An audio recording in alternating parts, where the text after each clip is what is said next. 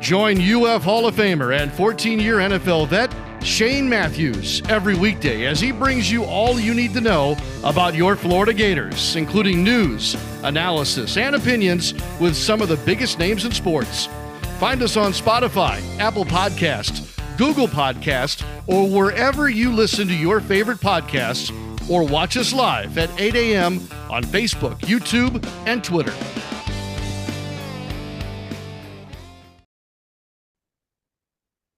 Good morning. You're looking live at PodUp with Matthews in the morning from the Crime Prevention Security System Studios, large enough to serve you, small enough to care. It's Tuesday. I want to thank Sean Kelly, voice of the Gators, for our introduction today.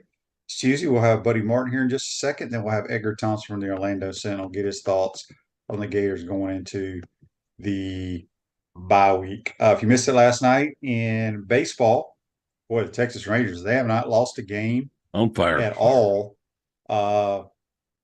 In the playoffs. They go back home now. They beat the Astros, and then the Phillies take a 1-0 lead against the D-backs, and then the Cowboys somehow won. I tell you what, Brandon Staley does so much dumb crap as a head coach for the Chargers. I feel terrible for those players. Anyway, let's go to the Titan More Hotline, and we're joined by the one and the only Buddy Martin from the Buddy Martin Show. Good morning, Buddy. How you doing? Good morning, Shane. I'm doing great. It's nice and cool this morning. It's football weather. Bye week. We can take a breath. We got some good stuff to talk about, you know. It's football weather? Well, it's cool at my house. It's fall. It's fall. I've never understood the whole term, it's football weather. Well, it gets below 80. It gets below 80 around here. It's football weather. Well, yeah, I guess. I don't know. All right, right off the bat here, Rod on YouTube, brought to you by Quality Plum, says, Shane, is Devin Moore hurt at DB, seeing him less? Yeah, I think he's banged up a little bit.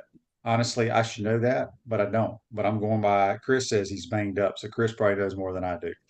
Buddy, Gators go to Columbia, Missouri, and win a football game. Second road win for Billy Napier. Actually, it's really the first because not Missouri, not Missouri, South Carolina. Let's get that. What did I say? Because you said Columbia, Missouri. Well, hell, I'll take that win too. Wishful thinking. Yeah, I said Columbus, Missouri, the other day when I wrote it. So no, it's the Columbia in South Carolina. Yeah, I mean, look, Shane, we said on the show last night, the people kind of outside looking in probably don't grasp the significance of this win. And I got accused of being a sunshine pumper by Doring of all people last night. I'm sick of that. I'm going to talk to him about his Kentucky pick. Anyway, the fact is that I want to talk to you today. I didn't get a chance last night. What can a confidence-building win do for a team? Now, I'm not going to say this is Alabama in 1990, but there have been, over the last 60 years, I can think of 4 or 5 wins that set the program in the right direction. And while I don't think this means they're going to win the SEC East, I think this gives them a correction for this team. And I think I see a new day coming. And I envision this team, and you called it, Shane. 2 things I'll say you call. A, Mertz is going to be fine. He was terrific, by the way. He's not a bona fide Gator hero, not at your level, but certainly somebody you can count on.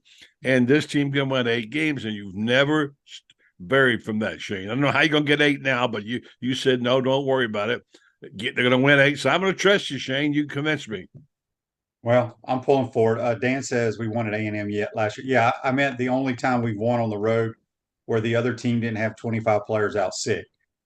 So Tony states good win for the Gators in golf. Yes, it's kind of like, fall golf season. I could be wrong, but it's kind of like spring football. Yeah, I don't think it really matters. I love golf. I know you don't care, buddy, but I'm a big Gator golf booster. So well, no, I like it too. It's fine, but I just say, look, we're in the heart of a season, Shane. We talk all year long about getting to football season. We finally made it. We have something to talk about. I'm sorry, I got no bandwidth for Gator golf right now. That's just me. Yeah. Billy on YouTube, brought to you by Quality Plum, says, any word what's going on with Kamari Wilson? I have no idea. I don't even know if he's on the team. I don't think it matters. He's not going to play here. Andy asked on Facebook Live, Buddy, does the bye week enable you to get some players on your show, or do you have to wait until the season is over? That's a great question. I have not been able to get a hold of people down there. I had them regularly last year. Rick Hurtado and I can't seem to get together on a few things.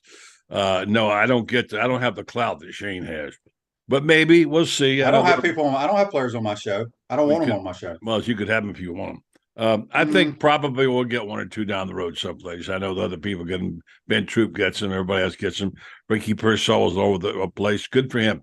I hope, but Shane, you know, and I know players are good, and I've got a really good interview I'm going to play tonight from Doring on SEC Nation yesterday. He and his partner interviewed Mertz. I thought Mertz was great, but I don't really care about asking kids about, you know, their high school heroics or whatever. But I've enjoyed it. We'll see. I don't know the answer to that, but I'd like to have more on, but we'll see. Greg on Facebook Live brought to you by Mel Law says we beat a bad South Carolina team. All right. Enough of that. Here's the thing. Please. Here's the thing. I would, as I stated, the world, the national media, most of Gator Nation in the all season predicted us to lose to Kentucky, Vanderbilt, and South Carolina, if I'm not mistaken. Would you agree with that, buddy? And Missouri, yeah. And Missouri. We ain't got to them yet. But we've beaten 2 out of those 3 times, teams. So I don't want to hear that garbage. South Carolina's skill guys on offense are as good as anybody in America. Look, it's the Southeastern Conference. Anytime you can win a football game, that's the other thing. People don't understand how hard it is to win a football game. It is extremely hard. Look at the National Football League the other day. Would you say the Eagles are better than the Jets? Would you say the 49ers are better than the Browns? Absolutely they are. They lost the damn football games. Okay? So it's hard to win a football game. Jerry says, Shane, I'm worried more about Georgia's running backs than – well, I talked to a buddy of mine that covers Georgia. Georgia doesn't have the running backs they've had in the past. He was telling me. I don't know much about Georgia. If you missed it, Brock Bowers is doing that whatever the hell that surgery, that new surgery on his ankle. It's a high ankle sprain, but whatever they do.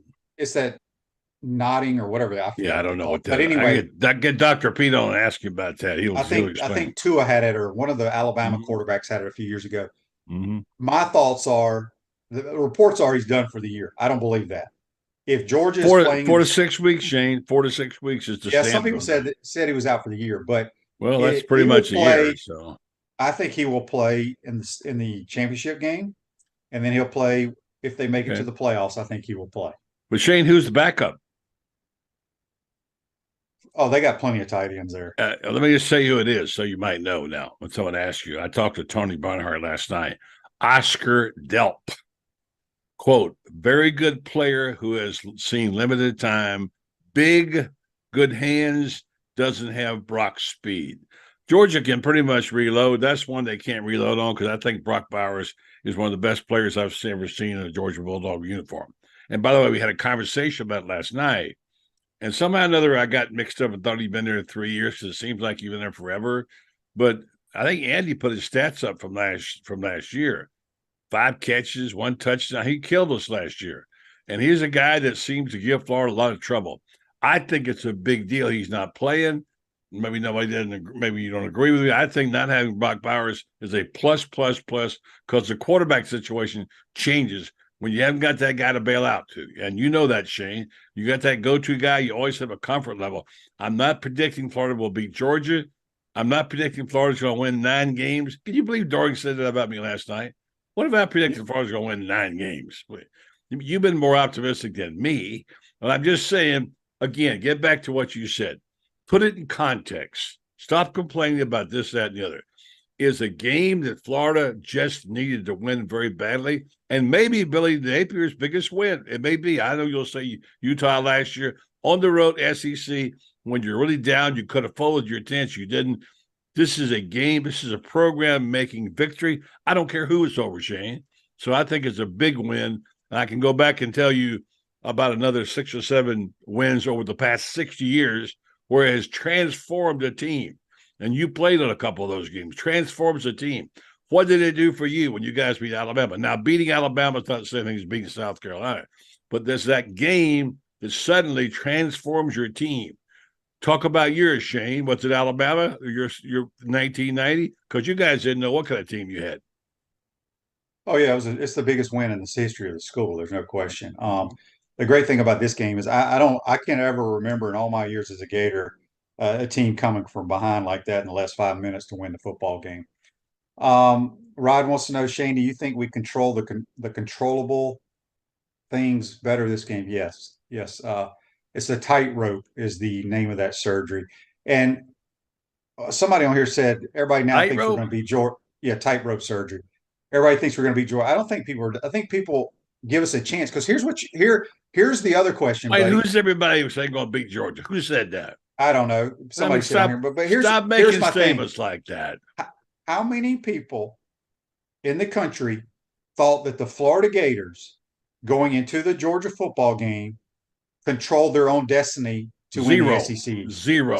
Well, I'm going to put on. I thought we'd be 6-1 going into that game. So, regardless, control your destiny now. Look, it's different. Look, if anybody thinks that Georgia's not a good football team, is clueless. They are still their national champs. They're going for 3 in a row. They are clearly better than we are. I got them number one, Shane. I still got them number one. I'm sorry. I got them number one. But as I just mentioned, that's why you play the game. Crazy things can happen in the game of football. That's it. We'll see. We'll see. Let me get some of these texts on the Titan and Mark text line. Got a bunch here. Well, this is just a smiley face. Maybe they sent a picture. This says, hey, Shane, I wonder if all the Anthony Richardson apologists would rather have him than Graham Mertz. By the way, is Mertz eligible for comeback player of the year, Tommy and Savannah?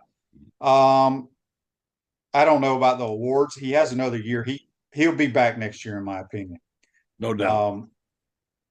This says, good morning, Shane. If you haven't seen this side-by-side comparison of Sean's call, the Pearsall TD, and Mick's call of Doring's TD at Kentucky 30 years ago, it's worth a look. I did see it. That was very cool. Yeah. Very, not the same play. Kind of similar, but not the same play. Well, you really can't compare those two. But anyway. Good morning, guys. Also won this past Saturday, Shane. Listening to the broadcast, I agree with you. I thought there were some missed calls from the officials that should have gone against South Carolina. Interference against South Carolina was not called. I saw at least 3 plays I thought were passed. Hopefully Trey Wilson learned from some of that.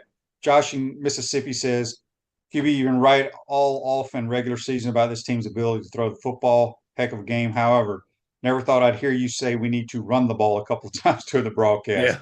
Yeah. I did. I was like, it's okay to mix in some runs. All right. And Greg from Fort Myers says, don't know why some of the fan base just can't enjoy a victory and be happy about it. Amen. Bingo. Yeah, there you go. You only play 12 of these damn things a year. As I said, winning a football game is hard. People don't underestimate. They underestimate it. And I've talked about this. I talked about this many times, buddy. Yeah. And I do a show with Coach and Steve Russell. I do a show. And I 100% agree with Steve the more I think about this. Which Steve? Steve Russell. Okay. He talks about when people call the fans, and they have every right to do this, bitching and complaining about this, that, and the other. It kind of demeans what Urban and Coach Spurrier did here at the university. It does. Because nobody else has done it. Okay? Nobody else. So it's not like you just go cherry pick people and they win titles. Look at the tradition at the University of Alabama.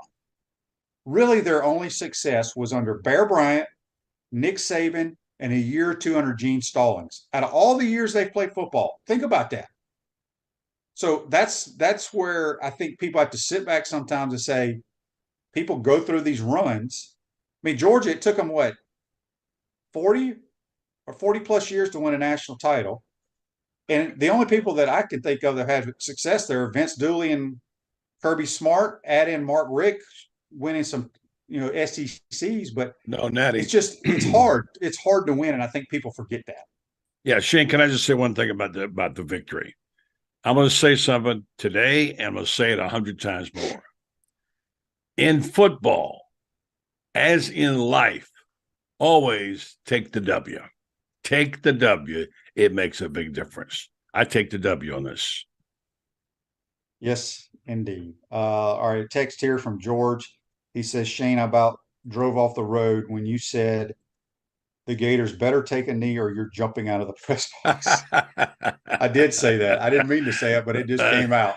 That's funny. I did. After that interception, I said, we better take a knee or I'm jumping out of the damn press box. You think this is Miami or what? Well, you never know. Andy asked on Facebook Live, brought to you by Mel Law. Shane, did you sense a different vibe from the team on the plane ride home? No. Hmm. I think people, whether you win a game, lose a game, you fly there and you fly back, it's the same way. You sleep. Everybody has their ear pods in, and everybody has a TV on the headrest. So you're watching games, you're watching movies, you're watching whatever. No, there's not a sound on the plane, win or lose. So, do y'all have Wi-Fi?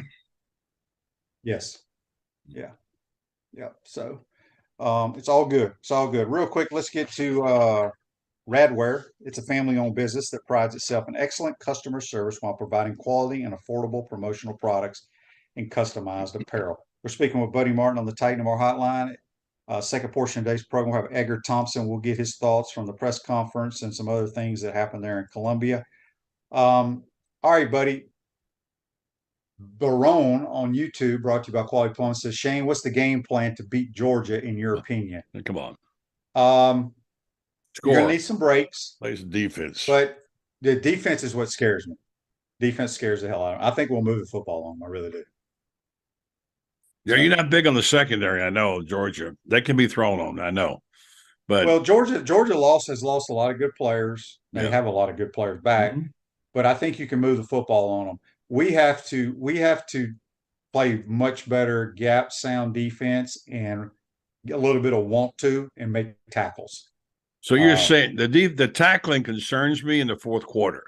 They seem to get tired. They start missing tackles. Well, you're going to miss tackles. I mean, that's but this seems to be a trend for Florida, though. The missed tackles. Well, being in the right gap is more of a problem. True. If you're not in the gap, you can't make a tackle. Right. You're right. Alan says, so do you guys think it's harder to defend the Dogs' running game or passing game? Unfortunately, I'm going to have to watch some of them this week. I have not watched Georgia hardly at all this year. I watched them. I say like I said, in the past, they've wanted to run the football, and Stetson was outstanding at doing what he does. Right. Well, the quarterback didn't run the ball. Carson Beck didn't run the ball. Yeah, he's come on and thrown the ball well. But as I told you, a buddy of mine that really covers Georgia and follows Georgia says they don't have the running backs that they've had in the past. Whatever that means. That's him. That's not me saying that. Key players, McConkey. McConkey's the guy they got to worry about, in my opinion, in the pass game. Yeah, well, he's coming back this week for us, I think. I don't think he's played much this year. So, anyway, Perry Mason on YouTube, brought to you by Quality Plum, says, I'm very happy with the win. It's a bad weekend when we lose, no doubt. I'm thankful Billy got more aggressive on offense. We have a chance if he will be aggressive on offense. Well, we have to, because I just, like I said, I'm still concerned about the defense a lot. Shane, I asked you this last night. You didn't say much about it. I noticed early on in the game, there are a lot of play faking going on. I was a big proponent of quarterback faking and it almost creates a misdirection. Right off the bat, they were doing something different in that drive. And to me, it made it, and Burts is a pretty good ball handler too, by the way, something you don't hear much about anymore. So I think the little nuances of that make a difference, don't you? Well, play action is just to hold a linebacker. I don't mean play action. I mean just play faking. A lot of play faking. I know what play action is. Well, but there's a couple of times you fake misdirection, fake the boot, naked boot, whatever, and they held that linebacker just a little tick. Yeah, I think it helped. Text on the Titan MR text line. I don't know who this is from. Says, Shane, have you watched DJ Lagway's film? I saw a video of him throwing 5 T's and everyone's was from behind the line of scrimmage. I've seen some. Everybody's told me he's plays in the high classification. 6A. Yeah, I don't know. I don't know what to think. I mean, he's obviously talented, but I'm telling y'all, some of those teams he plays are not very good. I mean, they're guys running wide open a lot. Not that it has anything to do with it, so we'll see. I don't think he puts the ball there on time. He gets the ball delivered on time. He's got a good arm strength. Well, I think the hardest thing. I think the hardest thing in the world, in today's world, is recruiting high school quarterbacks. Really? Because you got to try to figure out, okay, what kind of competition is he playing against? Mm-hmm. You know, is that going to translate to the collegiate level? And then, you know, there's so many of these, quote, dual threat guys. It's because they're usually the best athlete on the field. Right. So the high school coach is trying to win games. So he's going to put his best athlete with the ball in his hand. Right. So I don't know. If Graham Mertz comes back, which I think he's going to, I'm almost believe he will be the starter next year. Yeah, he would, no doubt about it. And by the way, Willis, Texas is a pretty good brand of football out there. This is not like some jackleg team out in, Cleveland's or something. This is legitimate high school football. Well, but if you see some of the teams they're playing, I got to question the talent on those teams and the coaching, because it looks like 1A football with a bunch of white dudes running around. Okay, sometimes. Shane, I'm gonna give you another assignment. You got one. You've blown the last one. You didn't find out what the movie was last Friday night. So I didn't even know they went to the movie. I know. Well, you travel with the team, dude. You're the inside guy. I don't go to the movie, buddy. There's a party of about 200 people or more. You go your own buses. You go to your hotel room, and then you do your own thing. I don't follow the football team around. You know people. I know, but I didn't care to even know. Well, we care, so you're our guy. You got to find out. The second thing is you got to watch your reel on DJ Lagway and then talk about it. All right. I like DJ, but I question some of those damn teams they're playing. Okay, well, don't look at the whole reel and talk to us about it. All right. Let's see. That's your job now. This year in the summer, you give us a report on DJ Lagway. All right. All right. We got a text here on the Titan. You never listen to me. You never listen. I'm listening. I got other things to do than watch a high school. Yeah. Oh, come on. Stop tape. Yeah, like play golf. Are you as high on Austin Armstrong at this point in the season as you were at the beginning? Yes. Yeah, I like Austin a lot. I think he's very good. I still think we're missing some playmakers on that side of the ball. I feel like our linebackers are small when I compare them to other ones, but maybe my eyes are deceiving me. Chris says on YouTube, brought to you quality from Shane. After Tennessee, everyone's so high on Austin Armstrong, but after Kentucky and Carolina, his defense is looking suspect. Is it scheme or players or both? I think it's not scheme. We've had trouble when teams run it right down our throat in the gap scheme, where people block down, pull, kick out. Kentucky did it to us. Carolina did it to us. Tennessee has one of the most elementary offenses I've ever seen in football. Now, Hendon Hooker was great at it last year because they went fast, and Hendon Hooker was an elite college quarterback. They are like dead last in the SEC, I think, in passing. I mean, they're horrible because they only run inside zone or inside trap, and then they throw wide receiver screens or go routes. Very easy to stop. Plus, we played them at home. We had the crowd behind us. So anyway, North Florida Bear says Shane is the QB that never did his homework. That's pretty much true. I did my homework when I did it. I have no desire to watch DJ Lagway until he's a Gator. I mean, Joseph says DJ is playing a soft schedule. He will run into 2 Texas powerhouses in the playoffs. So there, somebody did their homework for me. You got people. Yeah. All right, I'm just waiting here in the weeds to say something whenever you get caught up. I'm ready. Let's go, buddy. Give it to us. Okay. The conversation we had last night about the win. Mm-hmm. And I'm going to say this again and again and again. And tell me if I'm wrong. When did Florida become Vanderbilt?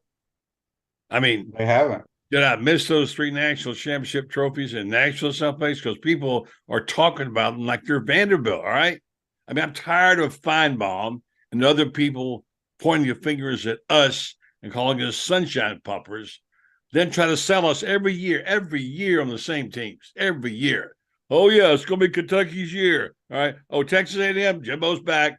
South Carolina's good, all right? And Missouri. I'll give Missouri credit.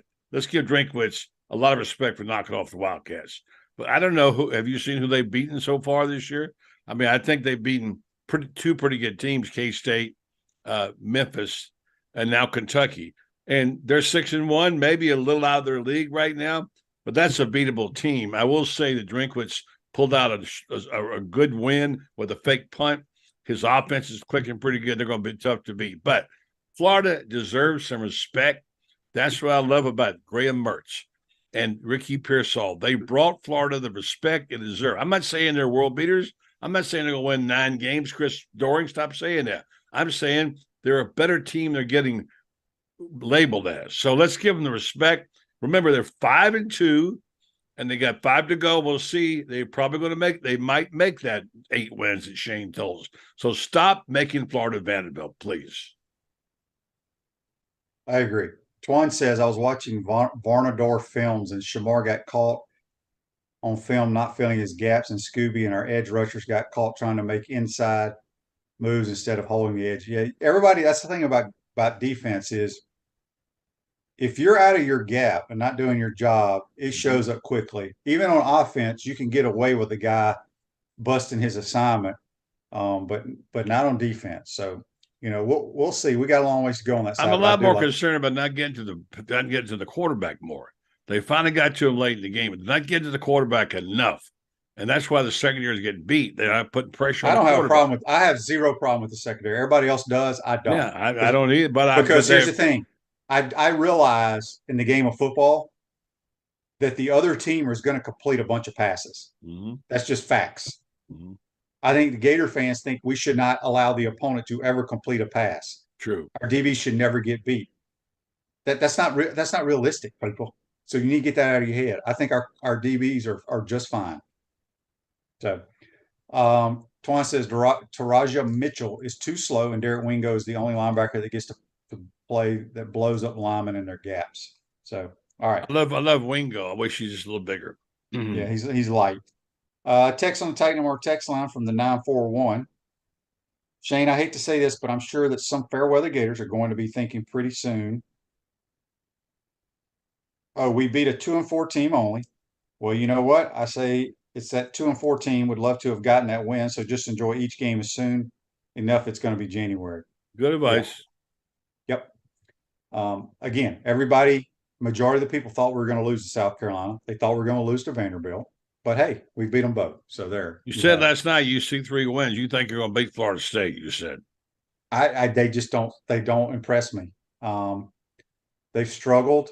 They got Duke this week. Look out. I don't know if Riley Leonard's going to play, but they're going to struggle against Duke. Duke's very good defensively. Good team, good fun team to watch. Florida State's defense is, if you look at stats, they're poor. They are poor. I can't give them that win yet. I think Florida State depends on. Look, Shane, think again. We've lost one time under Billy Napier at home. I understand. All right. People like trends. There's your trend. That's true. I'm not denying that's true, and I'm not saying they aren't going to win. I don't have the confidence. I think old adage from 100 years ago: teams either get better or they get worse. The second half of the season, there's no such thing as staying the same. You get better or you get worse. Will Florida State get better? Will Florida get better? I think Florida will get better. I don't know about Florida State. So, yeah, let's see how it trends. This is the SEC, where one game can change your whole future. Let's just wait and see. Let's just sit right here right now and think about it. There's possibilities of things happening with this team that weren't possible before. So live in that. Enjoy it. Let's wait and see what it's going to be, because it's week to week to week, Shane. You know that. Yeah, I think my message to Gator fans are enjoy when you win a football game. Yeah. You're sitting at 5-2. Yeah. I think some people want us to fail so they can bitch and complain on my show, on your show, on all these other radio shows. I really do. There's miserable people. We got a couple of people here asking about Jack Miller because some insiders on On3 think we lose a QB to the portal. My gut feeling tells me Jack Miller may retire from football. He's gone. Why do you say retire? You think I think he retires from football, goes into he's a smart kid. He comes from a good family. Mm-hmm. I think that's just my feeling. Okay, that's a good point. Buddy, real quick. Yeah. I want you to hear This Day in Sports, brought to you by Campus USA Credit Union. Put some star power to work in your financial life with Campus USA Credit Union. In 1992, buddy, the first Baseball World Series featuring a non-American team. In Game 1, the Toronto Blue Jays lose 3-1 to the Braves at Atlanta County Fulton Stadium. Mm-hmm. Atlanta Fulton County Stadium. Yep. Mm-hmm. So that's This Day in Sports. And by the way, where are those Braves right now? They're at home. They're with your Devil Rays. Well, listen, my Rays. They got at least got an excuse. They lost after a team, to injury. But the Braves were supposed to be almighty and winning, and Ben Troops declared them champion and whatever. Guess what? They're the same place the Rays are right now. Home. You're right. Yep. 31 Ember says Lagway's team was 2-8 before he arrived. They're 7-0. Did he transfer to a different school? Maybe I don't he did. know. I don't. We got to do a little homework. Can we get DJ's very talented, but I don't care what happens in high school. It's just too hard to equate what goes on, and I don't think he will be the starter here next year. I think they will redshirt him personally. Well, they may play him a little bit, but they can play him 3 games, can't they? Well, they can, but I've been on teams where you play a guy for a couple series, it just messes up the flow of the chemistry. Game. They got a tough schedule too. Don't worry about next year. I agree. Let's take today. Yeah. Let's take today, man. Take the W. Right, buddy, who you got on your show before we get to Edgar Thompson? Well, we're going to listen to Edgar first of all. Second, we're going to have David Whitley as always. Coach Lauren Meadows will be joining us, and I'm going to play the video of the interview that Doring had yesterday on SEC Nation with the QB of the hour, Graham Mertz, the newest Gator hero, which, by the way, he is right now. He's a good one. All right, buddy. Appreciate your time, my man. We'll Thank talk to you next week. That's Buddy Martin. Join us on the Titan More Hotline. We're going to take a quick timeout. When we come back, we'll be joined by the Orlando Sentinel's Edgar Thompson. You're watching and listening to PodUp with Matthews in the Morning from the Crime Prevention Security System Studios. Be right back. We want to take this moment to thank our sponsors who keep the show going and pay the bills. Our premium sponsors are Crime Prevention Security Systems, large enough to serve you, small enough to care. Titan MRI, Gainesville's only locally owned and operated MRI facility. Meldon Law, the only official injury and accident law attorneys of the Florida Gators. Peachland Dental, Gator Nation's first choice for dentistry in Port Charlotte. QC Kinetics, live pain-free with QC Kinetics. Campus USA, put some star power to work in your financial life with Campus USA Credit Union. Dave & Buster's, eat, drink, play, watch. Our gridiron sponsors are Auto ER, UF Bookstores, Silverback Concrete, Ruse Ogre State Farm Insurance, Radware, F45, Quality Plumbing. Our touchdown sponsors are Adams Ribs, Gator Dominoes, Celebrate Primary Care, Gator Bait Media, Okido America, Style Cuts, Ironwood Golf Course, Big Mills Cheesesteak, McDonald's of Gainesville, 84 Lumber, Dowling Signs, Baker's Sporting Goods, Silver Q Billiards and Sports Bar. If you're interested in promoting your business on the show, call Freddie at 352-284-3733. If you like what we're doing here, make sure to follow us and support the businesses that support us. Pro football legend Emmitt Smith understands your joint pain. It does not surprise me that there are a ton of people out there that's in pain. That's why Emmitt is such a proponent of QC Kinetics, offering real lasting joint pain relief with non-surgical, all-natural biologic treatments. Whether it's a joint pain, ankle pain, shoulder pain, neck pain, back pain, hip pain, any kind of pain, the body eventually will break down when it's under that much stress. That stress can cloud your judgment to the point that you'll just say yes to the scalpel or yes to another prescription of pain pills. But maybe it's time for a second opinion from QC Kinetics. The reason why I would recommend this is because the natural biologics that QC Kinetics is providing you gives your body a chance to naturally heal itself. Restorative, regenerative solutions are here. Get lasting relief and live your life. Call QC Kinetics, 352-400-4550. That's 352-400-4550. QC Kinetics, 352-400-4550. Welcome back to the Crime Prevention Security System Studios, large enough to serve you, small enough to care. Silverback Concrete is a family-led team of heavy concrete specialists that build commercial structures with unrivaled quality. Silverback Concrete, you stand on it, we stand by it. We're going to go back to the Titan MR hotline and head north, way north, to our man Edgar Thompson from the Orlando Sentinel, who's visiting family. How you doing, Edgar? I'm fine. It's not that far north. You know, the beauty of this game was I'm from Richmond, so it got me halfway there. So I would have been stupid not to go the next 5 hours. So Edgar, I got to ask you this: as a media member and in the press box, it doesn't matter if you're a graduate of the school you're watching or whatever, you cannot cheer or do anything.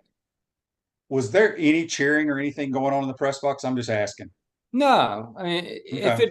if it'd been Gainesville, potentially, but it was in Columbia. We've learned. You're excited. I was saying this yesterday. I mean, Mark Long and I do a podcast. No one's going to mistake us for homers. But by the same token, it's hard not to be happy for guys like Ricky Pearsall. Great guy. Graham's been awesome to deal with. Billy needed the win. You're around these guys all the time. Scott Strickland, great guy to deal with. So why, it's not like you don't enjoy it for them on some level. It was so dramatic. It's one of those things where you got your story kind of written and you're like, they just didn't do it. And then it's like, hold on, whole thing flips the script. So it was a wild finish. It was exciting and really a much needed win. I had this stat last week, Shane. Billy Napier at Louisiana started out 2-7 in road games or games away from Lafayette. Now he's 2-7 now, but he ended 20-9. I'm not saying the Gators going 18-2, but when you're rebuilding, winning on the road is difficult, and we'll see if they can build on this. Yeah. Brandon says the rich men north of Richmond. Remember that song? Have you heard that song? I probably have. Yeah. Who did that?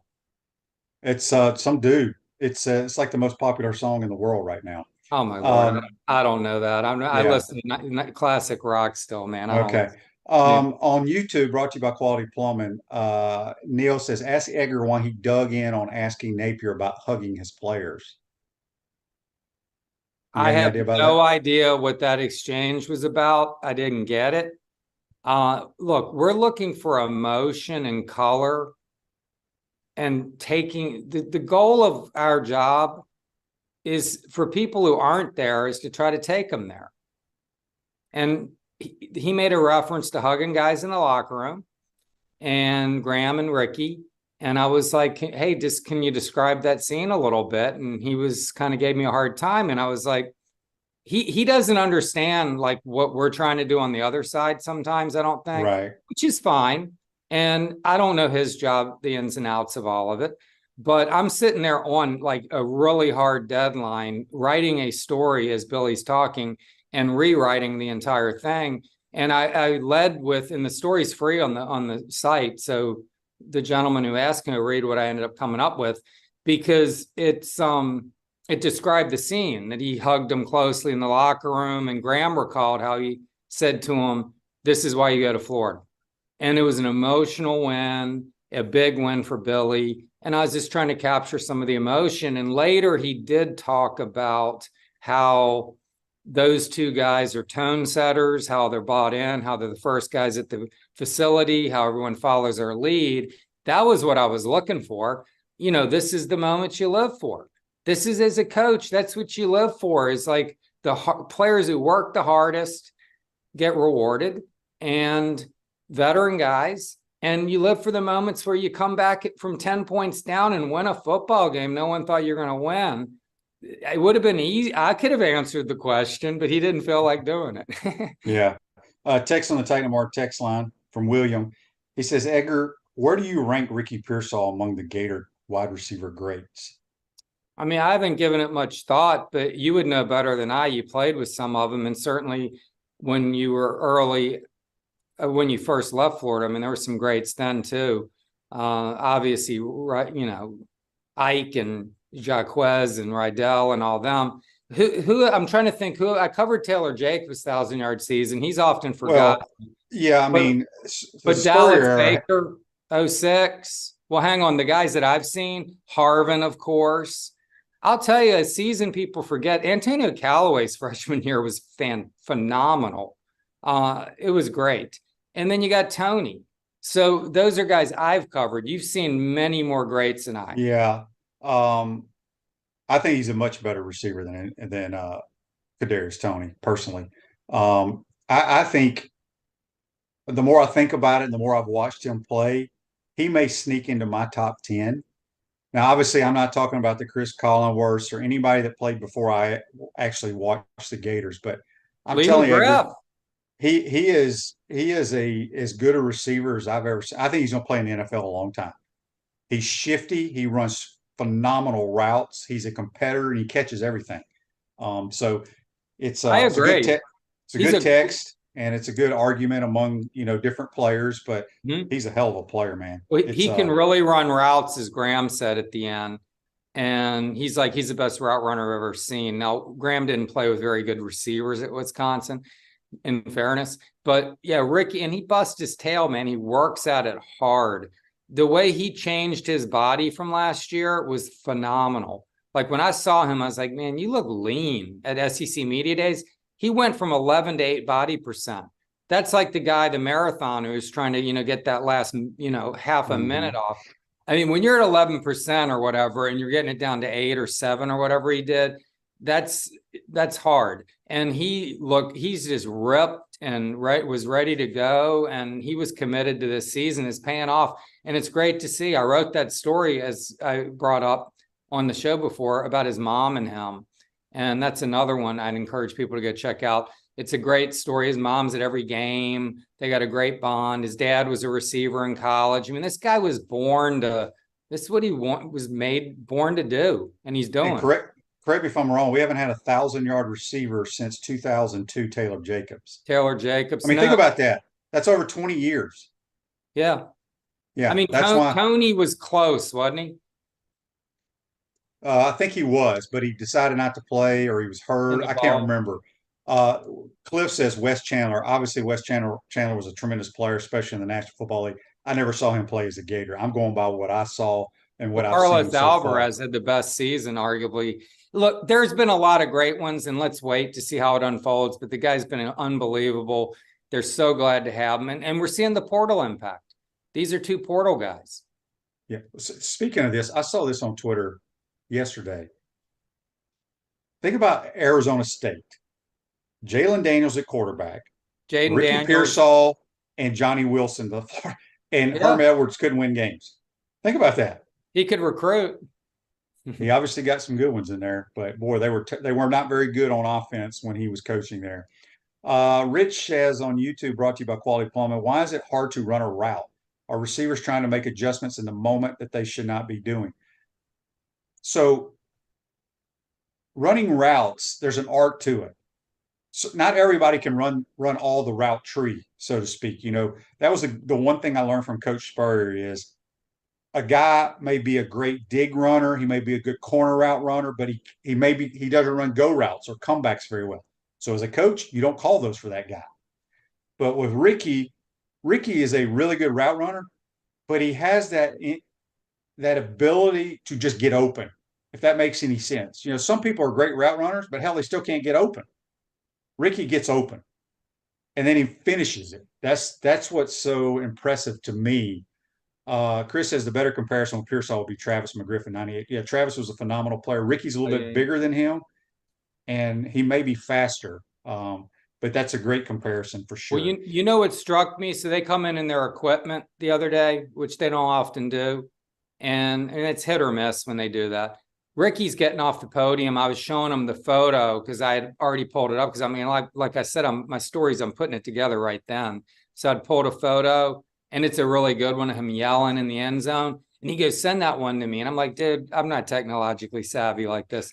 But he is got some stature, especially when he's in his pads and uniform.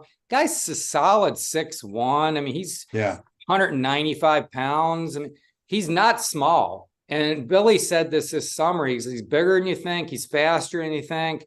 He is, like you said, he's an NFL receiver, man. And I wasn't so sure of that when he first got here, but he has certainly he made a smart decision coming back. We've had a couple of people on both Facebook and YouTube want to get your thoughts with Brock Bowers being out. Obviously, that helps the Gators. Let's be honest. I mean, but they have good players. Hugely. Yeah. Nobody's sitting here picking Florida to beat Georgia.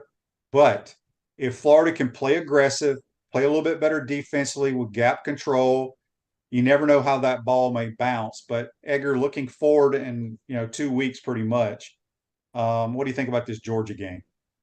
Well, it got a lot more interesting with that injury. Scott Carter had a tweet. I was looking for it. Bowers had 5 catches for 150-ish and a 73-yard touchdown last year against Florida. So he factored big last year. He always factors. The guy's incredible. Gary Danielson said the guy should be the Heisman front runner, even though at this stage it's always a quarterback and potentially a running back award. I don't know the last non-quarterback to win it, but he is that good and that big, that fast, those good, his hands, you talk about a guy getting open. He's the security blanket. He's the offense. He's the, so it changes the dynamic tremendously. They have plenty of other playmakers. Kirby has been recruiting his tail off for years now, stacking classes. They're going to be guys, and it does help. But here's the thing. They have given up 6 sacks this year. That's it. And Florida's pass rush is pretty tepid. And Princely was bringing it late in that game the other day. I like to see, because I've been critical of him. He has not impacted like I thought he would this year, but he was bringing it late and getting Rattler off his spot. But getting to the quarterback is going to be key. Here's the other thing, though, Shane. They're second in the nation to Utah, coincidentally, in third down defense. They're 6th total defense. Georgia's good. And they got 2 of, if not the 2 best, other than Nick Saban maybe, defensive minds in the game. Kirby Smart and Will Muschamp working together are going to have something for the Gators. So it's going to be, it's tough sledding, but no one thought they were going to win the game. So they have a puncher's chance now, whereas if Bowers is playing, I'm not giving him any chance. Yeah. Well, nobody thought that at this point of the year that the Gators controlled their own destiny to go to Atlanta. I mean, what else can you ask for? So that's what we have going for us. They've exceeded expectations. They were picked to finish 5th in the SEC East, 5.5 wins, over under. They're 5-2. Now, here's the reality, though, Shane. They could lose all 5 games still. I personally, they could go 4-1. I told Mark Long 3-2 wouldn't surprise me. Winning at Missouri and LSU against those terrible defenses, beating Arkansas, and then FSU in the swamp with the energy in there is going to be an interesting game. You want to see bad defense? Go look at them statistically. I'm just saying it's going to be an interesting game in the swamp. So yeah, everybody thinks they're going to roll right through us. They're not. I guarantee you. Edgar, we had a long text here, and I'm going to paraphrase it. It was from Bob. He was talking about how well Billy and his staff have done bringing in people from the transfer portal the last 2 years, really good players. But has he missed on the big interior guys? Here's the thing. Mark was talking about this yesterday too. It's hard to fault Billy's talent evaluations. I mean, he's good at it, man. And he's recruiting great right now. This next class is really going to help. But he did miss on some things potentially. And you do. I mean, you're not going to bat 1,000% at that. Right. And Micah Mazuka is not a good pass protector. Damian George is just a guy, right? Lindell Hudson, he just doesn't have much quickness or pop. He doesn't have much of, there's not much there. And that's 3 guys you needed some offensive linemen. And now is it Caleb Banks? I think he's got a lot of potential. The guy played 38 snaps at Louisville. Let's be fair. And Cam Jackson, I don't know what they're doing inside with him. He's making impact, but they're probably doubling him constantly because he's their guy. So I don't know if he missed on those 2 guys. I think there's got to be some more pieces on defense in more guys in the rotation. Chris McClellan hasn't taken the step that I thought he might have. Do you? I mean, I thought he was. Yeah, it's kind of hard for, I do a bad job of watching interior guys because my eyes go strictly to the defense. But Chris McClellan, he was a recruit though, correct? He wasn't a transfer portal guy, right? No, he was a recruit, but I'm just saying you need guys to be in the rotation to keep guys fresh.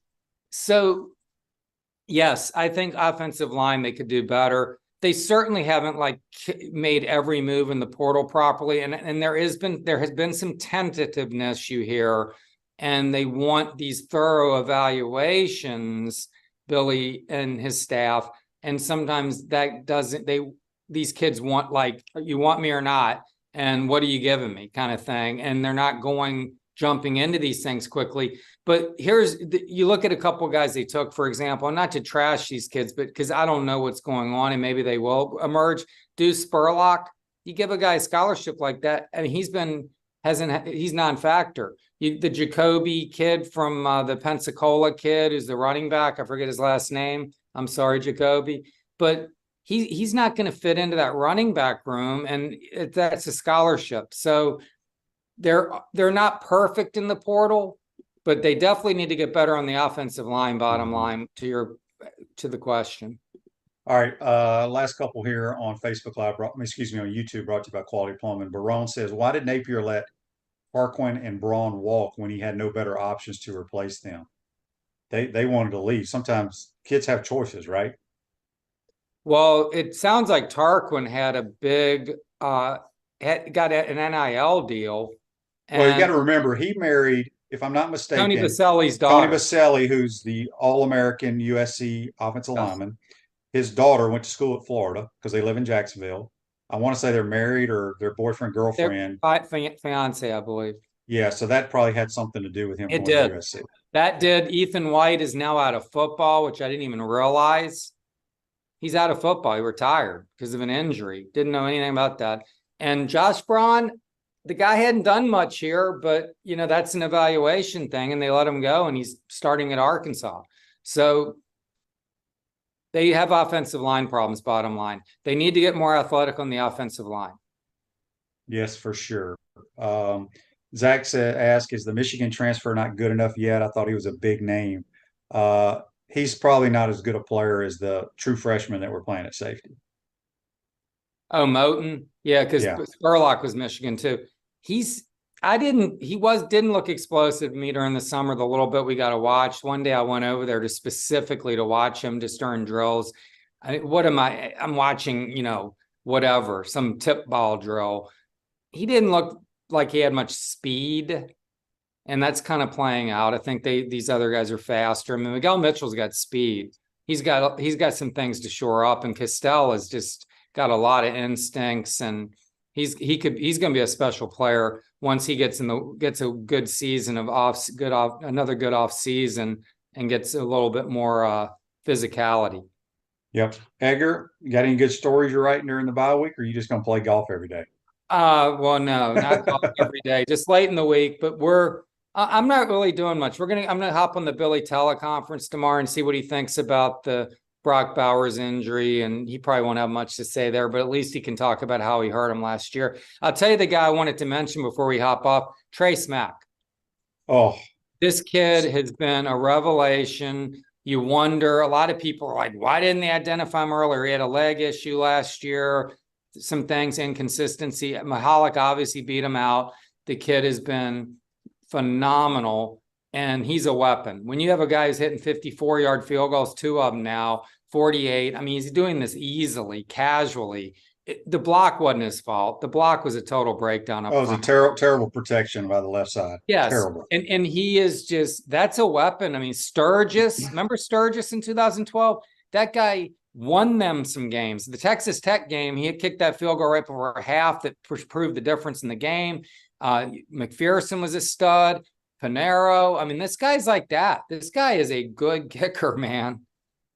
He's very good. There's no question about it. And he's a good one for sure. Edgar, we appreciate your time. Enjoy your little vacation before we get back and get going against the Georgia Bulldogs. Safe travels, and I appreciate your time, my man. Good to see you. Thanks. That's Edgar Thompson joining us on the Titan More Hotline. Ruse-Ogre State Farm offers a team of dedicated insurance professionals ready to help life go right with the right insurance options for you and your family. Visit ogreinsurance.com. Give them a call at 352-240-1779. Appreciate you guys joining the program today. Again, enjoy the win, folks. It's over with. We sit at 5-2, heading to the cocktail party next week. Enjoy it. Sit back, relax, watch college football this week.